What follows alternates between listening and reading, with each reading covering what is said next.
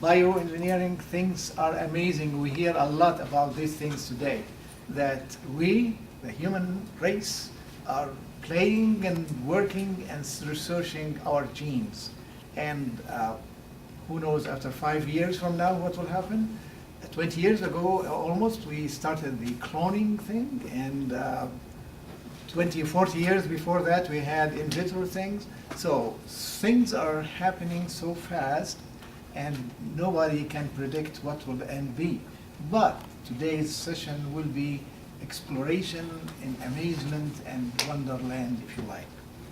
Welcome to the first Eastern Illinois University Symposium on Science and Technology. And science and technology is our creation and the power that changes our lives at the same time. We all know that. Just look at people doing like this now. They didn't do that 20 years ago. But technologies that we create come back and influence the way we live, even the way we understand life. Without much ado, I introduce our speaker to revolution. And that's exactly the theme of this symposium, revolutions in science and technology paradigms. And Dr. Stephen Daniels, the chair of physics department, and myself have been working on this for some time now, and we want this first symposium not to be the last, but we want it to be a tradition from year to year, and maybe some of you, our future scientists and biologists and thinkers and technologists, would continue this tradition. I encourage you to take 2 copies of this, one of them to a friend, because this is almost the last week or the week before last for the symposium, so pick up whatever is left of these sessions and come, and one for your grandkids. So when you come homecoming 50 years later, and you look at Booth Library and they say, hey, my grandchildren, I have been part of this. And I hope some of you would do the 2nd, the 3rd, the 10th symposium on science and technology. Without much ado, our esteemed scientist, researcher, musician, filmmaker, producer, you name it. He is a multi-talented person. So please join me in welcoming our speaker, Gary. Thank you. Good morning, and thank you for coming. As you were sitting there, I was playing a song, and I was playing it for a reason. I don't know if anyone of you have ever heard this song. I remember hearing it when I was a child, and I thought it was really humorous. It was a hit in the 1940s, and the song is called I'm My Own Grandpa. And it's funny because through a tangle of relationships, marriages, and children, this person who's singing the song actually argued successfully that he was his own grandfather. So that's what was playing there. Had anybody heard this song before? Well, a few of you. I guess it's still playing. 1940s hit. I wasn't born in the 1940s. I was born later. By the way. Oops.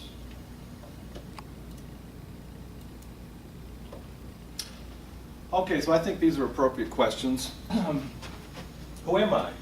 Where did I come from? This was a bestseller that posed this question. It was a bestseller for some years. And of course, not so long ago, the answer to that question or similar questions was not that difficult.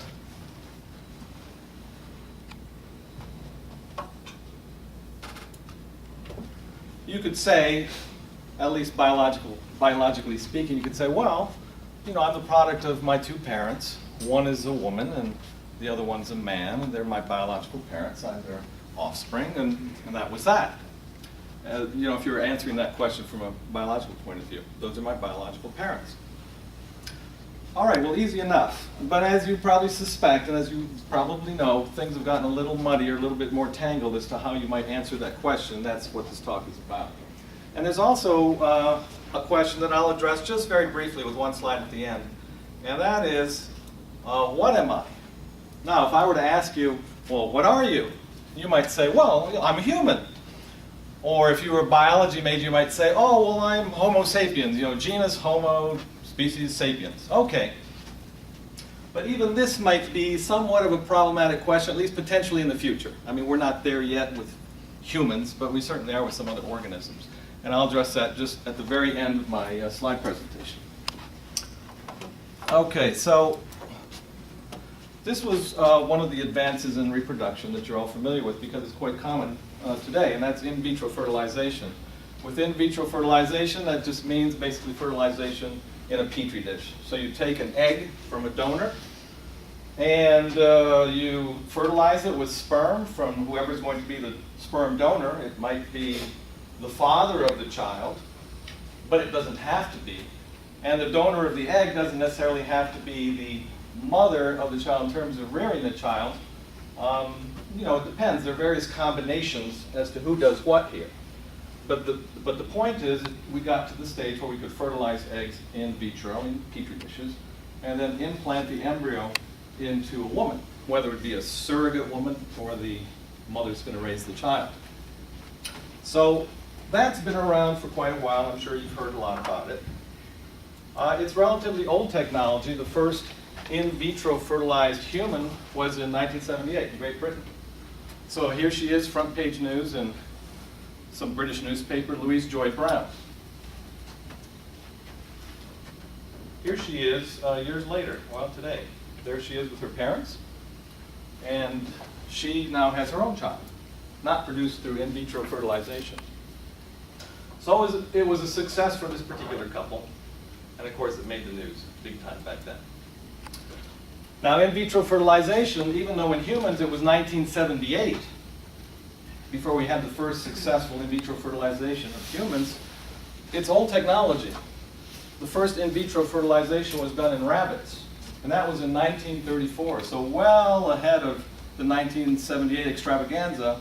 But of course, since it involved humans in this case, this was relatively unknown, even though it was the same procedure. And the other one, of course, made headline news around the world.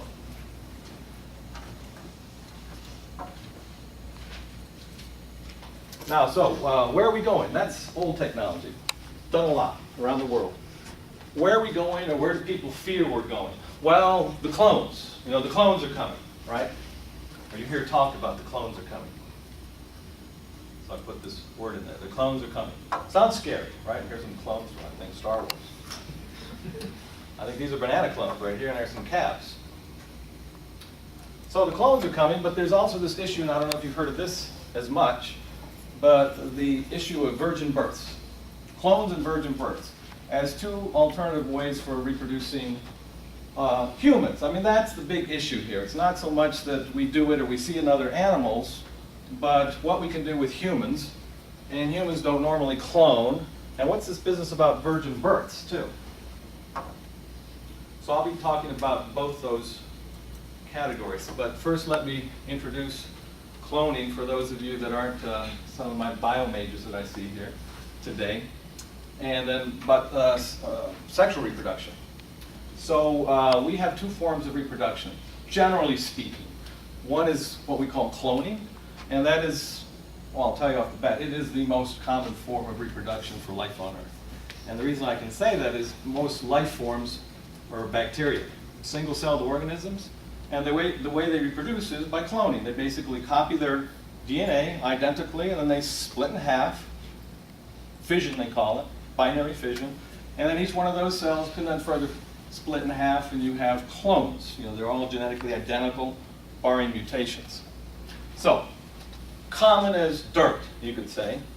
And then there's sexual reproduction. Sexual reproduction, by definition, it involves meiosis. So if you do meiosis, you're doing the sex thing. And meiosis is a particular way that a cell behaves, and it scrambles up the genetic material it has and produces new combinations in the next generation, producing sex cells that in the future unite to produce another stage of the organism of whatever species you're talking about. Of course, that's also common as dirt, as you know. So for those of you that are wondering, well, how common is dirt? Well, bacteria do cloning, right? So I have some bacteria here that are doing the binary fission thing right in front of you. And you're all familiar, certainly, with cloning in plants. Anyone that's gardened, or even if you haven't gardened, you probably know that for many plants, a lot of plants, you can take a stem, you can take a leaf, it depends on the species of plant. In this case, these are chickens and hens, I believe they're called, chicks and hens. And you can take a little cluster of the leaves and stick it on some moist soil, and it'll develop roots and turn into another separate independent plant. That's cloning. That does not involve meiosis. Those are simply the body cells of that plant that have been separated from the main part of that plant and reestablished somewhere else. Very common in plants, as you know. This is actually an animal. So it's not as if cloning only occurs in some plants or in bacteria, but it occurs in animals too. So this is a hydra. I know it looks sort of like a plant, but this little thing that's budding off the side of it can become detached rather, and form another individual just like this, but it is a clone. It's produced by basically cells dividing identically to form another separate entity, which we would call an individual hydra. So, common in nature, cloning. So what's the issue? If it's so common, why are we worried about cloning? Well, because we're talking about humans now. And do humans clone? Well, you don't think of my arm falling off and jumping away or crawling away across the table, just like in that horror film, you know, where the hand goes killing everybody. I can't remember the film, but it's not going to sprout another individual, right? In fact, it won't go far as a hand. So what about cloning in humans? Well, you already know, probably, that humans do clone. They clone, quote, naturally. They have been cloning themselves ever since there was something that we might call a human, right? And kind of cloning I'm talking about are twins. They don't have to be twins. They could be triplets. They could be quadruplets, etc. So this is cloning just like in the sense of those other organisms that I showed you. These are not sex cells. These are body cells or somatic cells, as we call them in biology, that have detached from an embryo that hasn't differentiated itself much yet. And if some cells get isolated from the other group, both groups of cells, or even two individual cells, can turn into two identical humans. And that's what happens when we have twinning. But in humans, that kind of cloning, which just happens at a certain rate, is relatively rare, but it's only possible in this little window of time when you're in the first stages of embryogenesis, when you're just becoming an embryo. As the stages of embryogenesis go later and later in time, it becomes less and less possible for that to happen, for twinning to happen, or triplets, etc. But otherwise, it's the same thing. It's somatic cells forming a completely new individual if you split them apart, right? So, cloning already happens. You know, where's the issue then? Cloning is already a natural, if you're concerned about that kind of work, a natural part of human reproduction.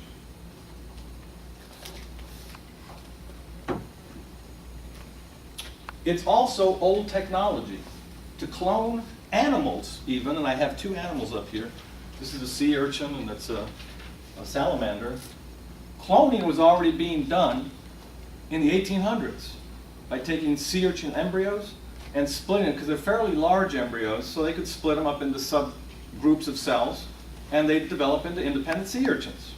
That's cloning. The same is true with salamanders. This is the turn of the century. So over 100 years ago, people were cloning amphibians by taking embryos also and splitting them. At that time, they were using human hair as their scissors to split embryos into sections of cells and then produce identical clones of salamanders. So that kind of cloning is old as the hills, and with animals. We don't do that deliberately, as far as I know, with human embryos. We could. You could take a human embryo and take a micro cutter, wouldn't be a human hair, we'd use something else, and divide it into separate cells and produce identical humans. I mean, that's possible.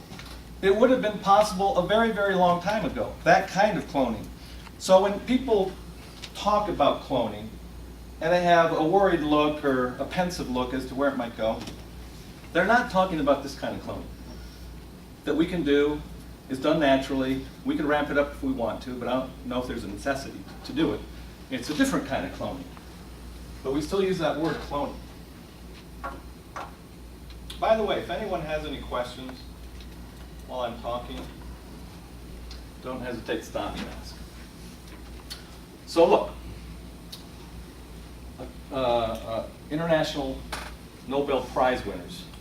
Two of the Nobel Prize winners for 2012 were people involved in cloning, right? Cloning cells. This fellow, John Gurton, was the first to clone an animal. 1958. But then you might ask me, well, wait a minute. Didn't you just tell me they were cloning sea urchins in the 1800s? Yes, but this was cloning by a different technique. So when you read these kinds of things on the web, first person to clone an animal, you might get a little confused, but I thought it was 1800, this is 1958. No, what they're talking about is different techniques of cloning. So this was the first cloned animal, a frog, using the same technique that was used to make Dolly the sheep. In other words, you take an egg, you remove the nucleus of it, of a fertilized egg, and then you take the nucleus of a body cell of some frog and supplant it with the nucleus that you removed. So you put the DNA from a body cell into a fertilized egg, and then off it goes to produce a clone of the frog whose body cell you used. And it'll look identical to that frog. That kind of cloning had not been done until 1958, and that's why he got the Nobel Prize. All right? This fellow from Japan got the Nobel Prize for showing how you could take somatic cells and convert them into cells that have the potential to be any other kind of cell, even sex cells. So he worked with the proteins and the genes involved in switching cells to either go to sex cells or to be body cells. And he could take body cells and turn the clock back and make them able to then make choices about what kind of cell they're going to be. Because that's what happens when you're developing from an embryo. Your cells start to differentiate and start to take specific roles. But they all have the same DNA, they all have the same genes, it's just that they're being programmed differently.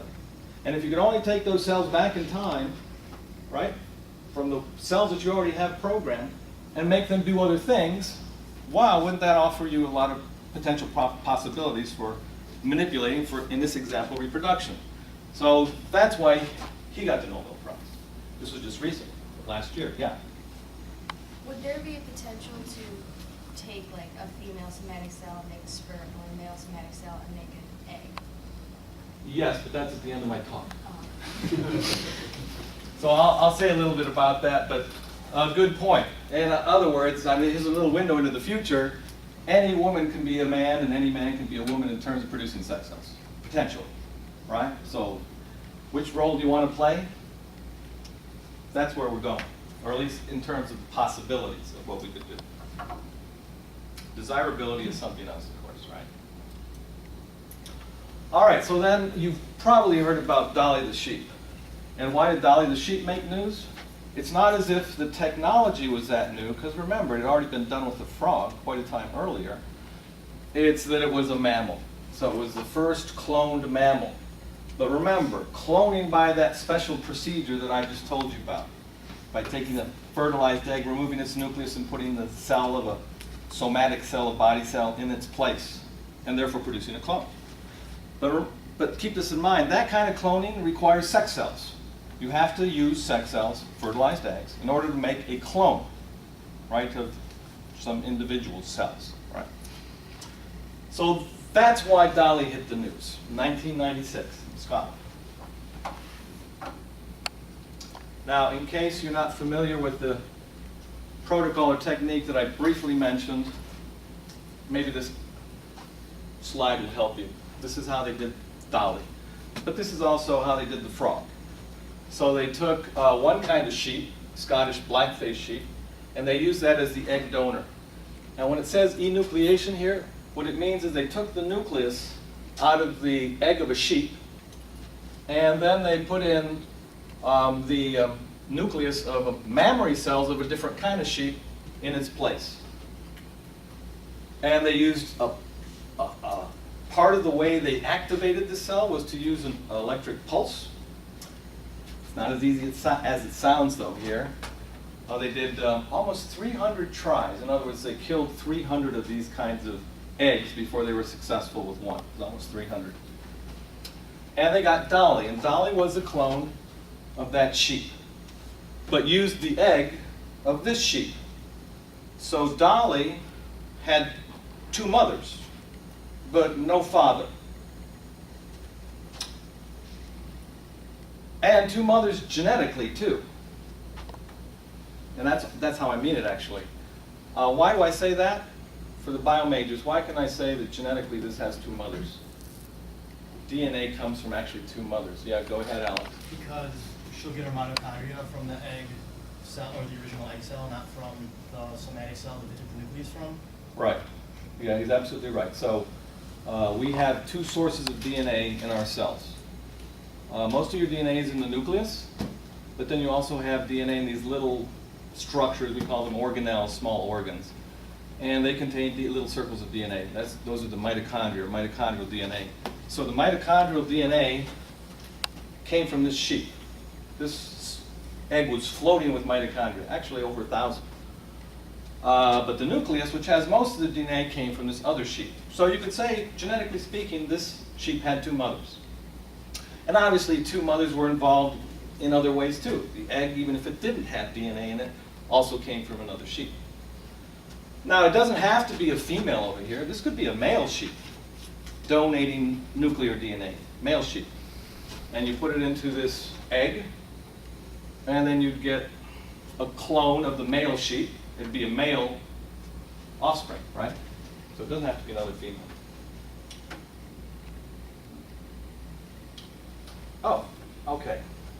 So then there was Cumulina, the cute little cloned mouse, which I guess is getting a little favor. Looks like some, I don't know, that doesn't look like cheese practically.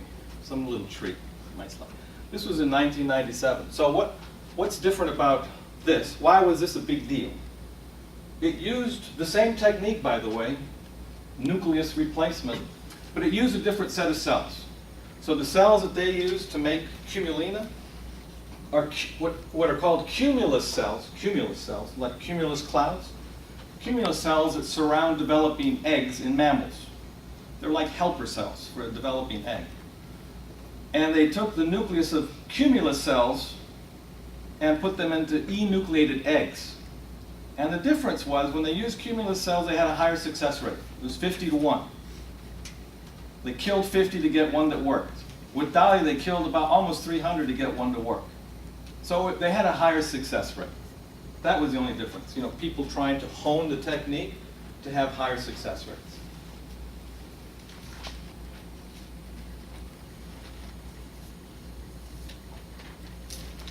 Okay, and since that time, the 1990s, we've been successfully cloning by both the techniques that I'm talking about, nuclear replacement and also just taking embryos and splitting them into subsets of cells with a variety of mammals that we're interested, that are domesticated animals.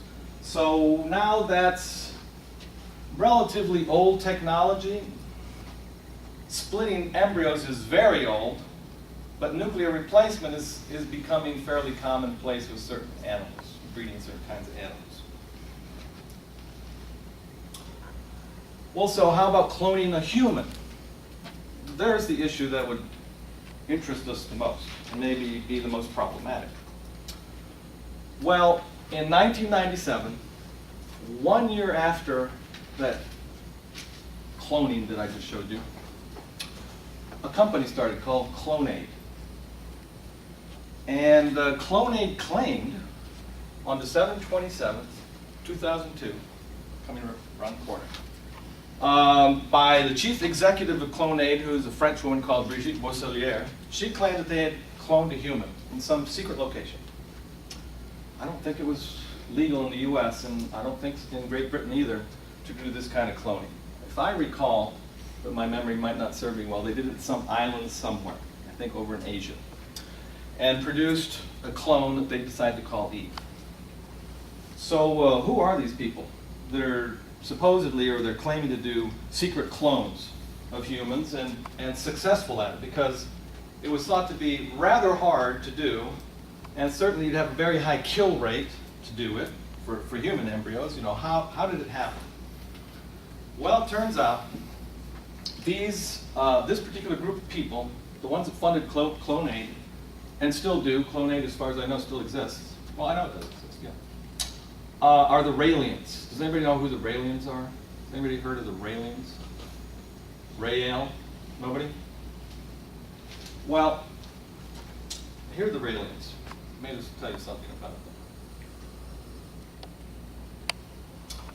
them. The Raelians think that we came from aliens. I guess maybe similar to Scientologists, that we're inhabited by aliens that were seated on Earth. And we need to get back to our alien self in some way. I don't know all the particulars, but they're that kind of group. And so, you know, they do these little dress-ups when they're advertising themselves, little aliens.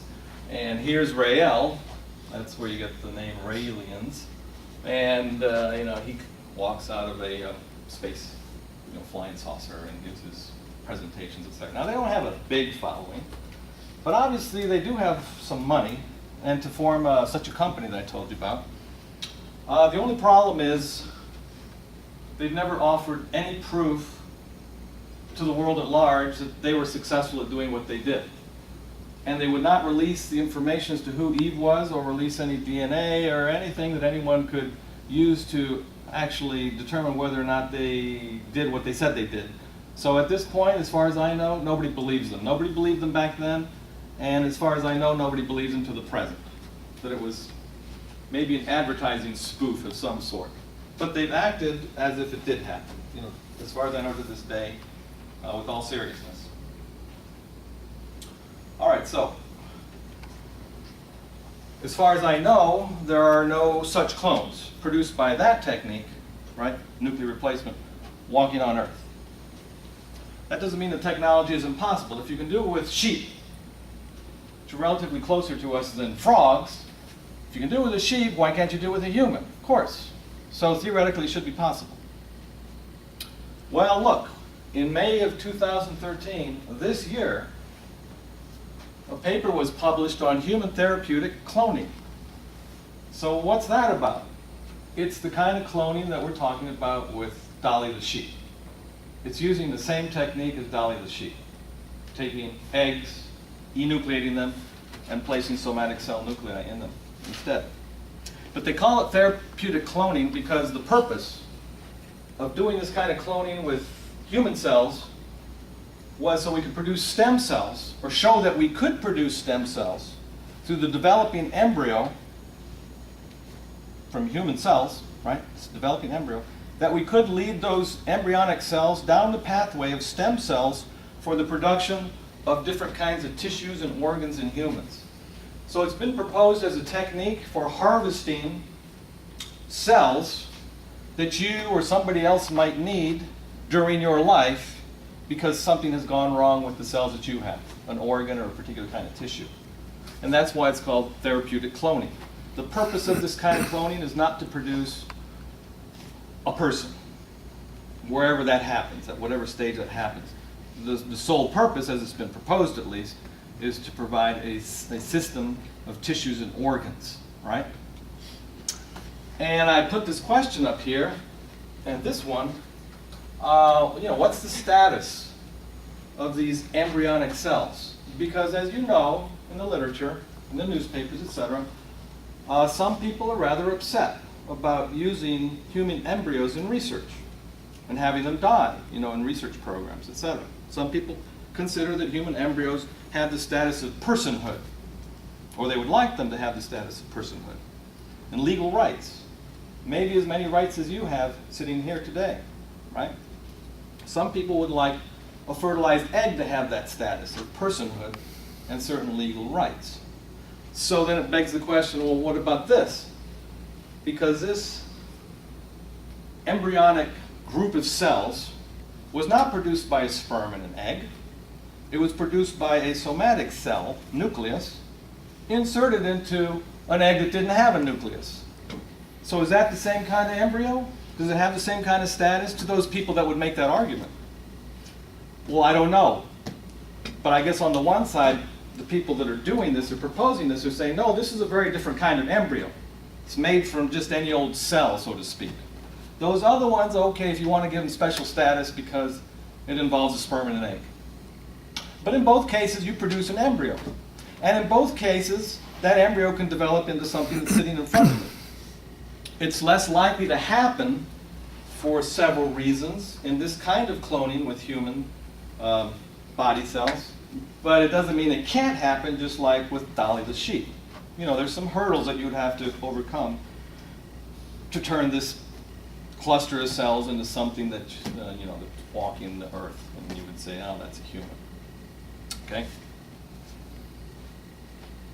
Now again, this is 2013, right?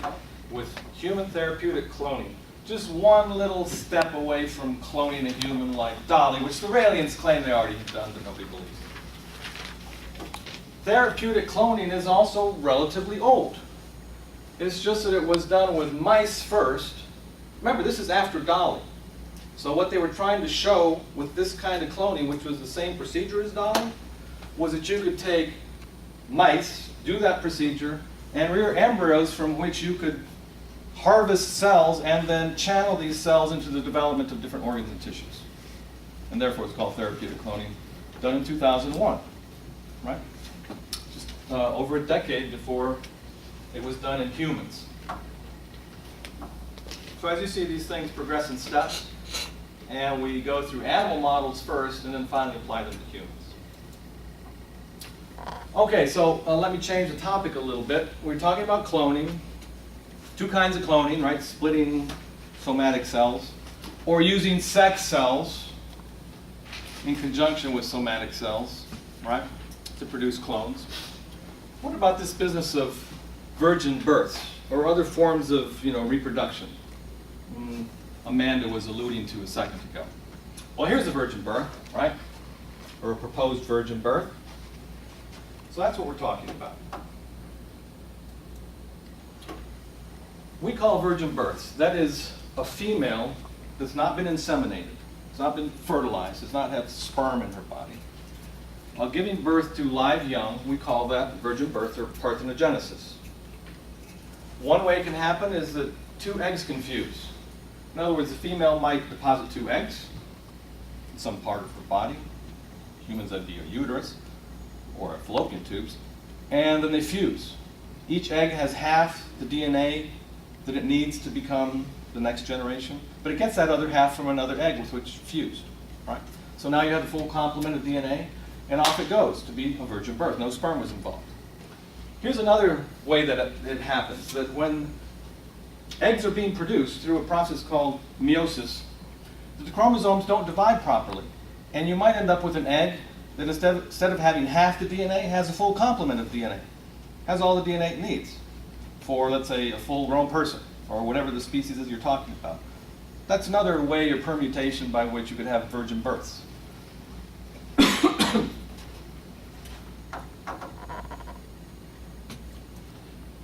So, are virgin births common? I showed you that cloning was common in the world of life and even animals.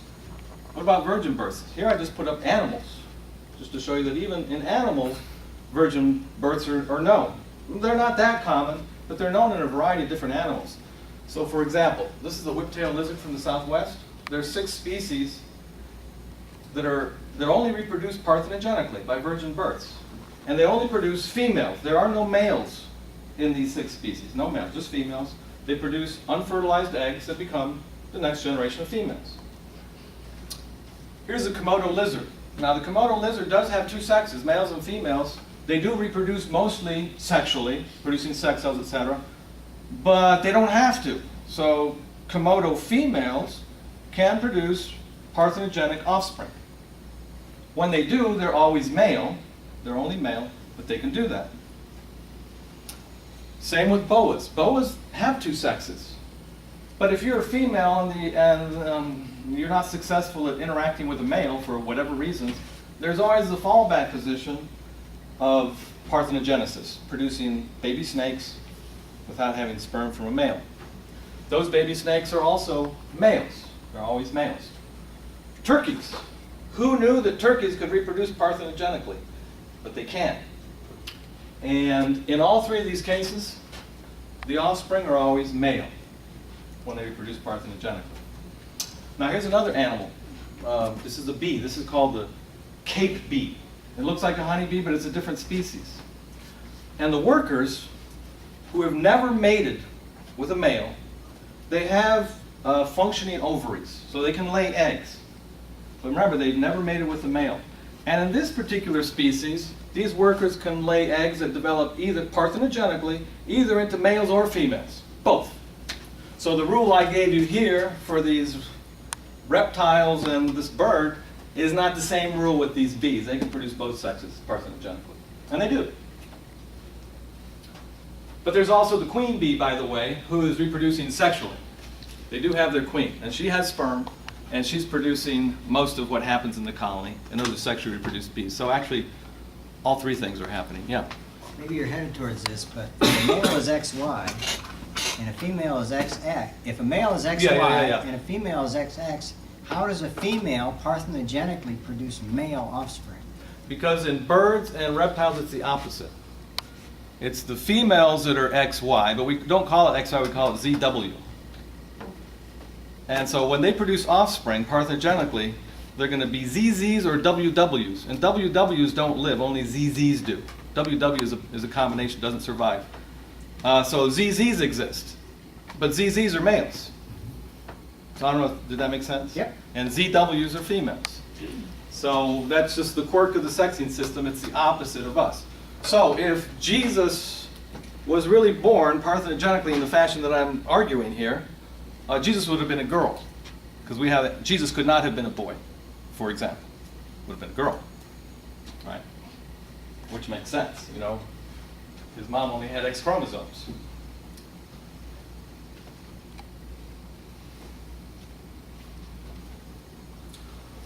All right, so this was in the news. I don't know if you caught it, but a parthenogenic mammal had been born. That was a big deal because we didn't think mammals could be parthenogenic, right?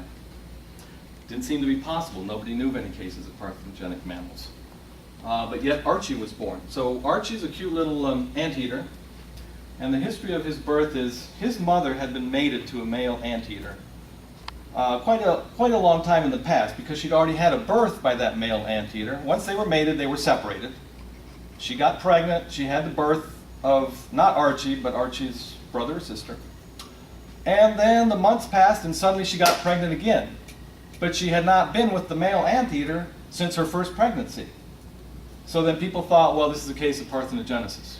You know, first case of parthenogenesis in mammals. You know, wow. So that's why it was in the news. What they found, though, since, it was an embryonic diapause.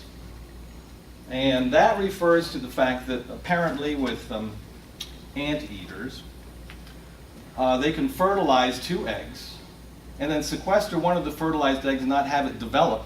It's already been fertilized with sperm. And then sometime later, a long time later, suddenly that embryo is released and starts developing. So it wasn't really a parthenogenic anteater. It just appeared to be because we were ignorant about some of the ways that anteaters can reproduce.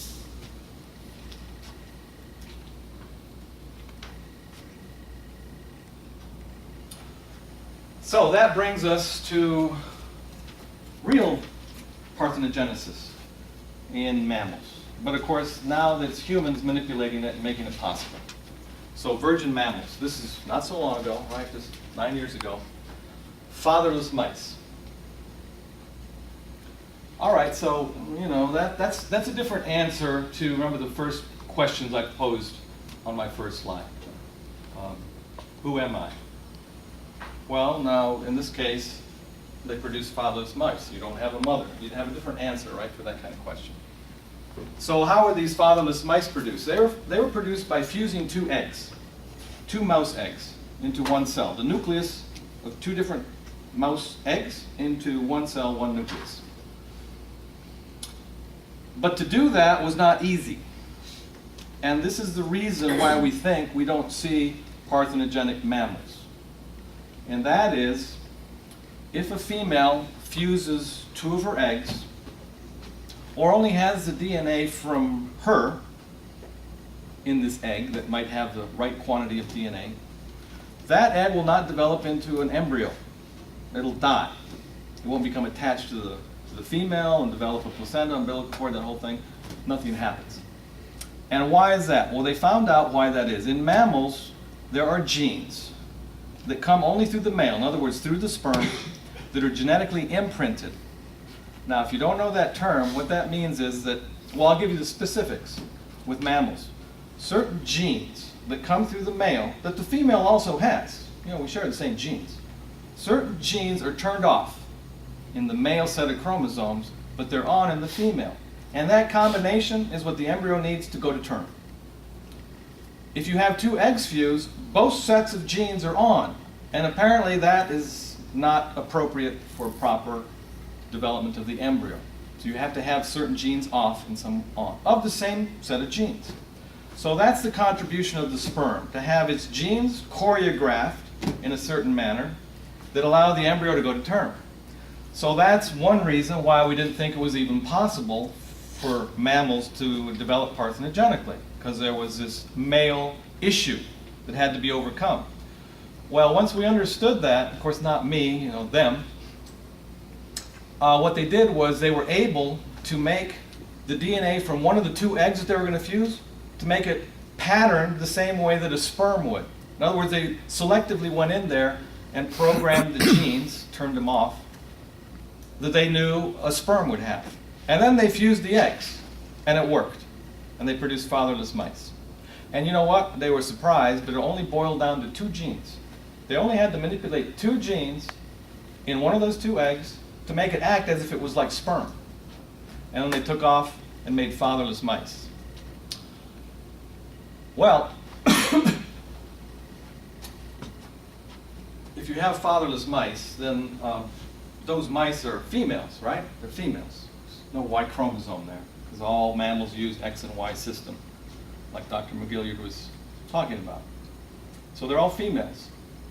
No males necessary here. So the guys in here might worry a little bit like, oh gosh, this is the future of my world here. Am I expendable? So I would go to great lengths to get on the roof, rake those leaves, take the garbage out, get under the car, change the oil, open those really hard to open cans and bottle caps. Make yourself useful, more useful than you've ever been. Because maybe they don't need us anymore. They could produce a race of Amazons, right? Nothing but women by this approach. And not only that, here's the kicker. You might say, well, I don't know, they might still want to have us around as cute little toys or something. But if we were all females, turns out, at least with these mice, they live 30% longer. They're healthier, live longer than if they had not been produced this way. It's not as they died early and for complications. No, they died a lot later. That would be like if, let's say, humans in the US lived to be about 75 years. That'd be like you living on average about 110 or so. So some people would live to be maybe 130. Some would less than 100, but the average about around 110. Wow, that's a lot of extra years. That's a lot of extra years. But of course, we'd all have to be girls. Right? We'd all have to be girls. But apparently there's some benefits.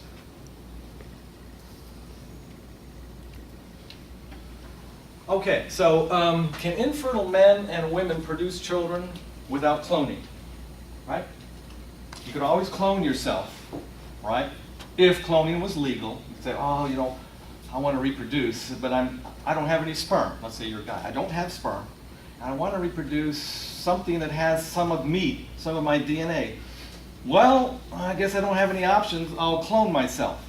If that was an option. I don't know any place that clones humans yet, but let's say it's an option.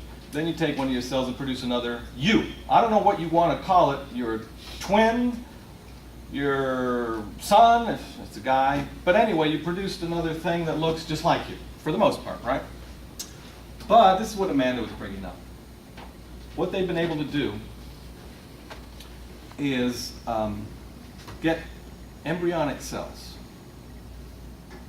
to produce either sperm or eggs. And it doesn't matter whether the embryonic cells that they're producing come from a man or from a woman. They can coax those embryonic cells to make either sperm or eggs, regardless of the source of the original cells. So, how do they do that? Well, remember that therapeutic cloning? Right? The therapeutic cloning? You could take the nucleus from therapeutic cloning and put it into an egg and make embryonic cells. And they would be sex cells of whichever choice you wanted. Or there's another technique now that's a little different idea, and that is where they take cells from the body, they remove half the DNA, and they use that as if it was a sex cell to complement what's missing from the other sex cell. In this case, it would be an egg, right? So they make body cells haploid. That's another way. But anyway, this is directly referring to making sex cells of either kind, whether you're a man or a woman. So if you're sterile and you want to play the role of a female, you could get these primordial cells to turn into eggs, primordial sex cells, or you could get them to turn into sperm. And then depending on what gender you think you are, or what gender you think you like, you know, you could make reproductive choices about which role you want to play. And that again sort of makes another tangle when you're the offspring of these choices as to who exactly are you, right, with all the options that are available or potentially available. No one's doing this sort of thing now that I'm aware of. Or, you know, you could be just completely confused and just not know where you sit. You're on the fence as to what the choices are. I guess you could say one thing, that perhaps in your futures, what'll be different for you than it is for me will be that you will have choices that I didn't have, for good or for bad.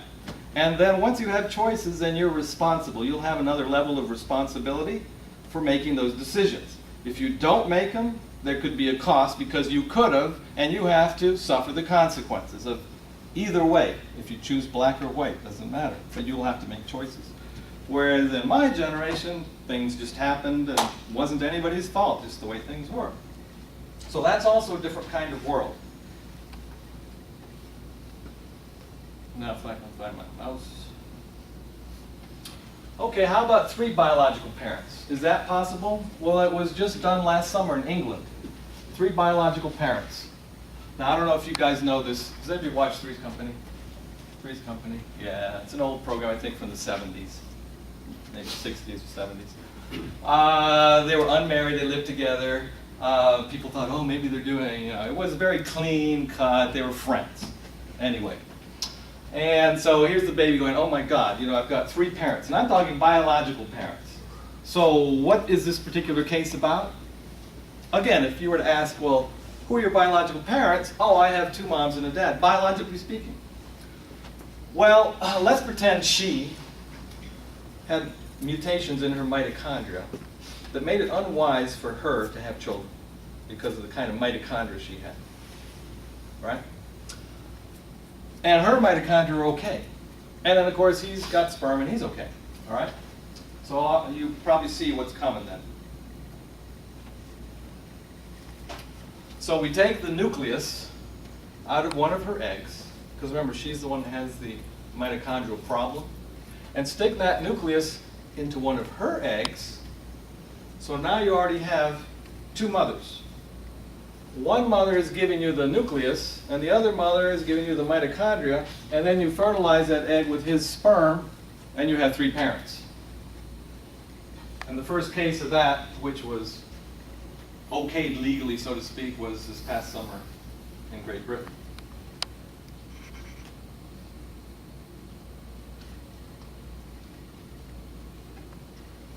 Now, how many of you have heard of embryos being implanted in men so that men could get pregnant? You open up their body cavity, you implant the embryo develops a placenta-like connection to a bowel or some other part of the internal anatomy of a male, and then males develop the fetus, and then they get birthed by cesarean. How many of you heard of that? You heard of that, right? Was it in the news, or where did you hear about that? Yeah, it's in the news.